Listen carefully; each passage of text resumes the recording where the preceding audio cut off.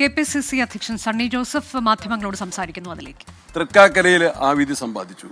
ചേലക്കരയിലും അവർക്ക് shock treatment നൽകി.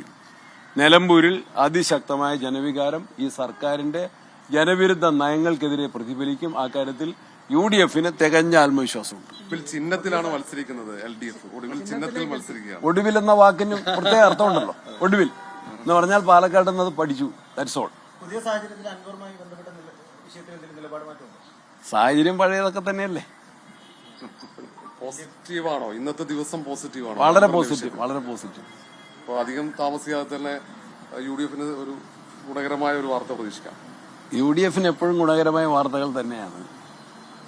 അല്ല, ഇക്കാര്യത്തിൽ ഇനിയിപ്പം അൻവറിന്റെ ഒരു ഫാക്ടർ നിലനിൽക്കുമ്പോൾ തന്നെ ഇത്രയും ദിവസം അതും ഒരു ചർച്ചയായിരുന്നു. ഇനിയിപ്പം തികഞ്ഞ രാഷ്ട്രീയ പോരാട്ടത്തിൽ ഇത് വ്യക്തിഗത ചർച്ചകളല്ല, രാഷ്ട്രീയ മത്സരം തന്നെയാണ്. അക്കാര്യം എല്ലാ കാലത്തും UDF പറഞ്ഞിട്ടുണ്ട്.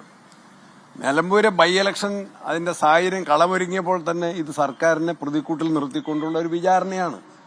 ജനദ്രോഹ നയങ്ങൾക്കെതിരെയുള്ള ഒരു പോരാട്ടമാണ്. ജനകീയ വിധിയാണ്. ആ വിധി ഞങ്ങൾ സമ്പാദിക്കും. ആ വിധിക്ക് വേണ്ടി ഞങ്ങൾ ജനങ്ങളെ സമീപിക്കുകയാണ്. ഞങ്ങളുടെ കേസ് ജനങ്ങളുടെ മുമ്പിൽ നന്നായിട്ട് അവതരിപ്പിക്കും. അവരെ അത് മനസ്സിലാക്കി സർക്കാരിനെതിരെ വിധി പ്രഖ്യാപിക്കും എന്ന് UDF-ന് നല്ല ആത്മവിശ്വാസമുണ്ട്. അങ്ങനെ ഒരു സമയം അനുവദിക്കുന്ന വിഷയമൊന്നുമല്ലല്ലോ. This is politics. പോകുന്ന വഴിയിലും പിന്നെയും ബസ്സിൽ കയറാന്നാണോ? മുന്നോട്ട് ഞാൻ ഡോർ അടച്ചിട്ടില്ല. അല്ല, ഫുട്ബോളിലുള്ള യാത്ര അപകടകരമാണല്ലേ? മറ്റേ വാതിലുകൾ ഒന്നുകിൽ അകത്തേക്കോ അല്ലെങ്കിൽ പുറത്തേക്കോ